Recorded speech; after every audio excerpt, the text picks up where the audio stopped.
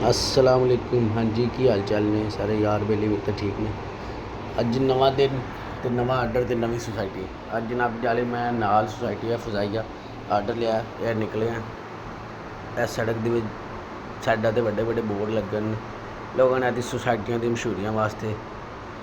बारिश हुई सी, तेज़ तो जा नहीं सकते, लेकिन फिर भी जिन्नी को नॉर्मल स्पीड रखी इस सड़क के इर्द गिर्द एक भरा को वन वे भजा रहा है। ਇਹੋ ਜਿਹੇ ਬੰਦਿਆਂ ਦਾ ਜਦੋਂ ਚਲਾਨ ਹੁੰਦਾ ਤੇ ਫਿਰ ਕਹਿੰਦੇ ਨੇ ਲਓ ਜੀ 2000 ਦਾ ਚਲਾਨ ਹੋ ਗਿਆ ਤੇ ਪਹਿਲੇ ਸਿੱਧੇ ਰਾਹ ਨਹੀਂ ਆਉਣਾ, ਤੇ ਦੂਸਰਾ ਜੇ ਵੱਜ ਜਾਵਾਂ ਤੇ ਫਿਰ ਕਹਿੰਦੇ ਨੇ ਜੀ ਤਕਦੀਰ ਦਾ ਮਸਲਾ। ਤਕਦੀਰ ਤੁਹਾਨੂੰ ਇਹ ਤਾਂ ਨਹੀਂ ਕਹਿੰਦੀ ਕਿ ਤੁਸੀਂ ਵਨ ਵੇ ਭਜਾਈ ਹੋ, ਉੱਤੋਂ 200 ਮੀਟਰ ਦਾ 400 ਮੀਟਰ ਦਾ ਫਰਕ ਪੈ ਜਾਏਗਾ। ਆਪਣੇ ਸਿੱਧੇ ਰਸਤੇ ਜਾਓ ਤੇ ਸਿੱਧੇ ਤੇ ਆਓ, ਅੱਲਾਹ ਪਾਕ ਦੀ ਜ਼ਾਤ ਤੁਹਾਡੀ ਵੀ ਹਿਫਾਜ਼ਤ ਕਰੇ ਤੇ ਦੂਸਰੇ ਕਿਸੇ ਵਿੱਚ ਵੀ ਨਾ ਵੱਜੋ। ਖੈਰ ਅੱਲਾਹ ਪਾਕ ਸਾਨੂੰ ਸਾਰਿਆਂ ਨੂੰ ਇਸ ਗੱਲ ਤੋਂ ਹਦਾਇਤ ਦੇਵੇ ਕਿ ਅਸੀਂ ਆ ਵਨ ਵੇ ਵਾਲਾ एक तो दूसरा जनाबे वाली आ जो हैलमेट लैके तो अगे मोटरसाइकिल रख लेना या साइडों पर टंग लेना, ये आदत तो बचावे। हैलमेट लैके तो सिर पर रखने की हिम्मत देवे, तो दूसरा वन वे वाले काम तो बचावे। खैर सोसाइटी इंटर हो गया, ये जी हैगी फजाइया की सोसाइटी, ठीक है। पाक फजाइया जी साड़ी फोर्स उन्होंने नाम की सोसाइटी है। तो बड़े प्यारे घर बने हुए, बेहतरीन सफाई का इंतजाम है। गड्डियाँ शड्डियाँ खड़ियां लोगों दी, कभी असी भी लवांगे इंशाअल्लाह लजीज गड्डी। साडा भी ये ड्रीम अल्लाह पाक पूरा करेगा इंशाअल्लाह। खैर जा रहे हैं, अज मैं जा रहा जी फजाइया के ब्लॉक जे दे विच। हाउस नंबर है 120, घर नंबर 120 है।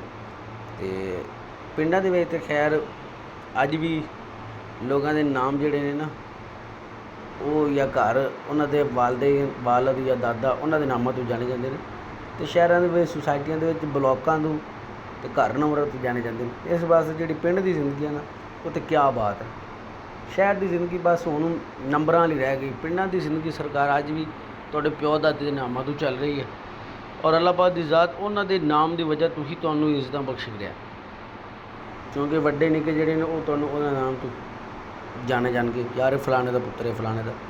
खैर गल का मकसद ये है कि शहर की जिंदगी जिहड़ी है ना बड़ी फास्ट हो गई। पिंड की जिंदगी अज भी लोग उत्थे 2-4-500 रुपये दिहाड़ी ला के तो सुकून नाल इज्जत नाल खा के तो सौ जाते। शहर के 5000 की कमा के ना दिहाड़ी, तो फिर भी बंदा ये सोचता यार पता नहीं हुण सुभाऽ की बनेगा। यार अल्लाह पाक सारिਆਂ ते मेहरबानी करे।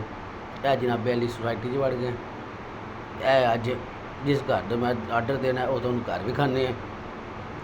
ये एक राइडर की जिंदगी है कि आर्डर लिया कस्टमर के घर अपना, कोई बेचारा इन ड्राइव वाला खड़ा सी उत्थे पहले ही, ये भी इस इंतज़ार से सी।